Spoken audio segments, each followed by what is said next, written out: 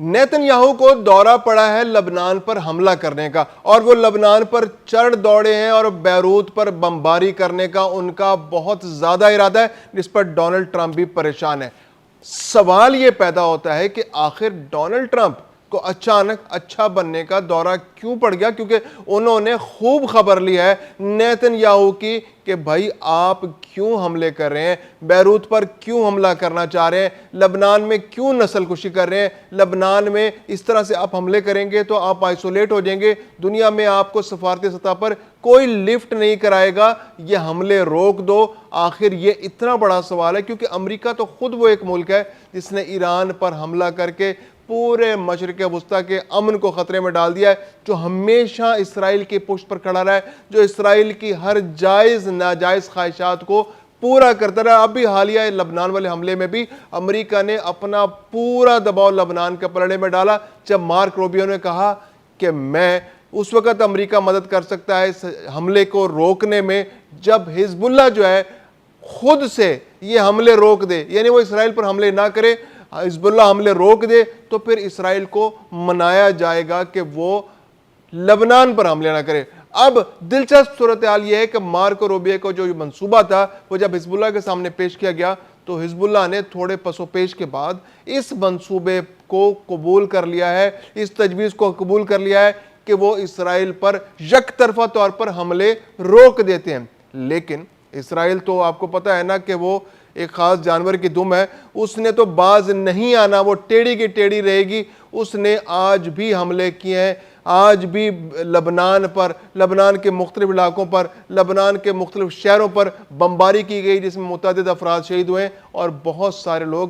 زخمی ہوئے ہیں۔ تو اسرائیل تو کسی صورت سنبھلنے کا نام نہیں لے رہا۔ اب سوال یہ پیدا ہوتا ہے کہ اچانک امریکہ اتنا اچھا کیسے ہو گیا کہ وہ لبنان کی سائیڈ لیتے ہوئے اسرائیل کو سمجھا رہا ہے؟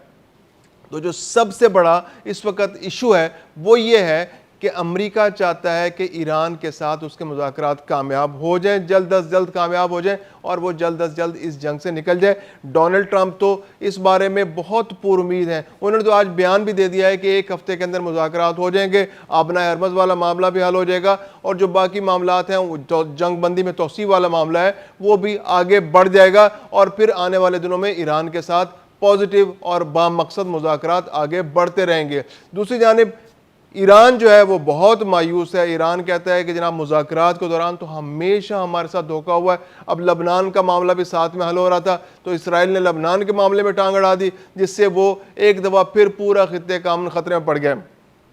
تو اب امریکہ جو ہے وہ اسرائیل پر دباؤ بڑھا رہا ہے، وہ چاہ رہا ہے کہ لبنان پر اسرائیل حملے روکے، کم از کم بیروت پر نہ کرے، کیونکہ وہ حزب اللہ سے آگے پورے لبنان کے اندر اس جنگ کو پھیلانے کی کوشش کر رہا ہے اور وہ زیادہ علاقوں پر قبضہ کرنا چاہ رہا ہے۔ لیکن اس سے ہو یہ رہا ہے کہ امریکہ جو ایران کے ساتھ مذاکرات کر رہا ہے وہ پروسیس جو ہے وہ خطرے میں پڑتا نظر آ رہا ہے، کیونکہ ایران نے بھی اب فوری طور پر اپنے رابطے امریکہ کے ساتھ ختم کر دیے ہیں، اور وہ کہتا ہے کہ جب تک لبنان پر معاملات سیٹل نہیں ہوتے، لبنان سے جب تک اسرائیل حملے نہیں روکتا تو ہم مذاکرات آگے نہیں بڑھا سکتے امریکہ کے ساتھ، کیونکہ ایران کو انٹرنلی بھی دباؤ کا سامنا ہے، ان کے عوام کے سامنے بھی ایک بہت بڑا ایشو ہے، اور ایران کی عوام بھی نہیں چاہتی کہ ایران پر تو حملے ہوں اور لبنان پر بھی حملے روکنا چاہتی ہے۔ اس کے علاوہ جو دوسرا جو خدشہ امریکہ کو سب سے بڑا ہے وہ یہ ہے کہ اگر لبنان میں جنگ ہوتی ہے تو ایران کی جنگ تو سماؤ پچھلے کچھ 2 مہینے سے رکی ہوئی ہے، اگر لبنان میں جنگ ہوتی ہے تو یہ جنگ آگے بڑھ کے پورے خطے کی جنگ بن سکتی ہے،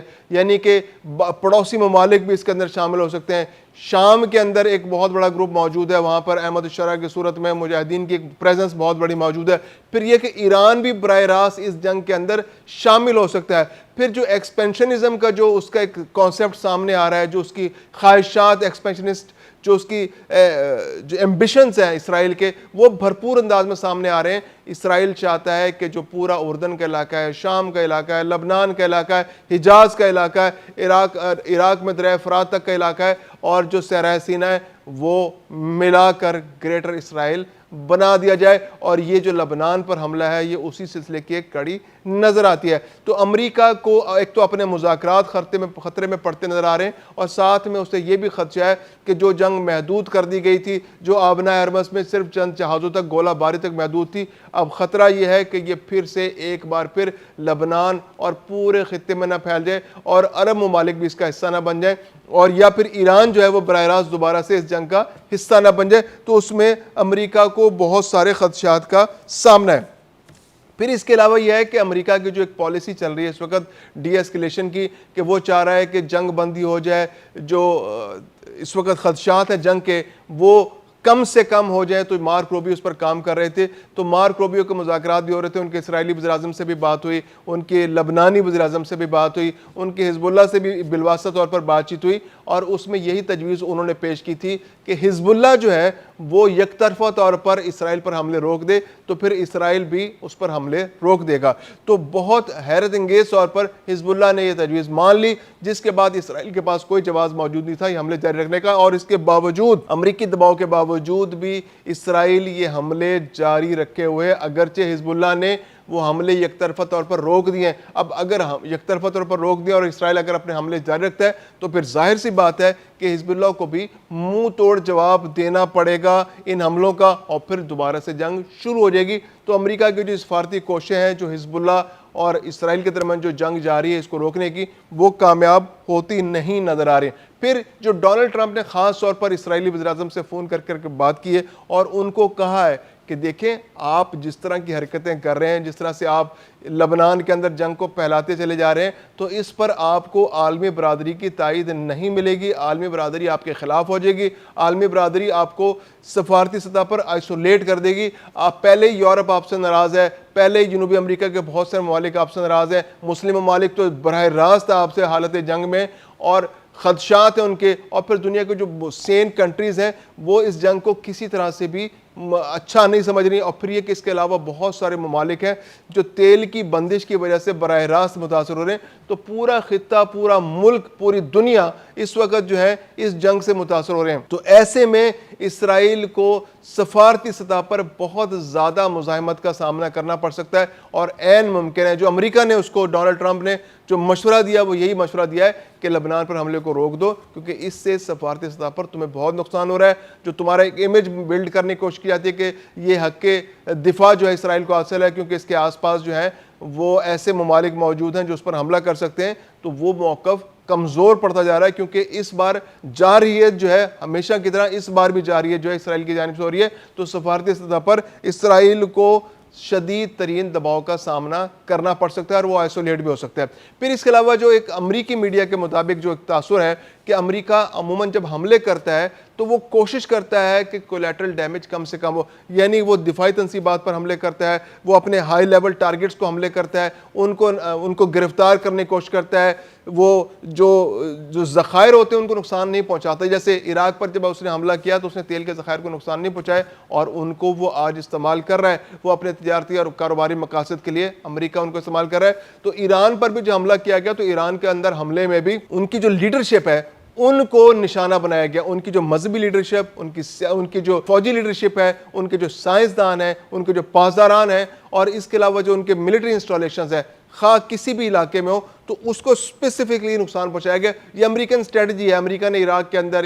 اور افغانستان کے اندر بھی اور جہاں جہاں بھی حملے کیے تو وہ کوشش یہی کرتے ہیں کہ وہ شہری آبادیوں کو نقصان نہ پہنچائے، کیونکہ شہری آبادیوں پر نقصان پہنچاتے ہیں تو پھر ایک انٹرنیشنل پریشر ان پر آنا شروع ہو جاتا ہے، میڈیا کا دباؤ آنا شروع ہو جاتا ہے، جس سے وہ پریشانی کا سامنا کرنا پڑ سکتا ہے۔ تو اب جو اس وقت لبنان کے اندر حملے جس نوعیت کے جاری ہیں تو اس میں شہری آبادیوں کو بہت زیادہ نقصان پہنچایا جا رہا ہے، بم لگا کر، ڈائنامائٹ لگا کر پورے گاؤں تباہ کیے جا رہے ہیں۔ تو یہ چیز امریکہ کو بھی محسوس ہو رہی ہے کہ یہ ان کا جو ایک امیج ہے اس کے خلاف جا رہی ہے، اور وہ تو رجیم چینج کے لیے یہاں پر آئے تھے اور رجیم چینج سے بعد آگے بڑھ کر پورے خطے میں ایک جنگ کی صورتحال پیدا ہو رہی ہے۔ تو ڈونلڈ ٹرمپ جو ہے وہ اس وقت اسرائیل پر دباؤ بڑھا رہے ہیں کہ وہ فوری طور پر اس جنگ کو روک دیں جو لبنان میں انہوں نے جنگ شروع کر رکھی ہے، تاکہ وہ ایران کے اندر جو ان کے مذاکرات جاری ہیں ان مذاکرات کو آگے بڑھا سکیں اور جتنے آپ نے یعنی اسرائیل نے جتنے حملے کر کے جتنے علاقے پر قبضہ کرنا تھا وہ کافی ہے. بیروت تک اس جنگ کو نہ لے جایا جائے, کیونکہ بیروت تک اگر یہ جنگ جائے گی تو شہری نقصان بہت زیادہ ہوگا, جانی نقصان بہت زیادہ ہوگا,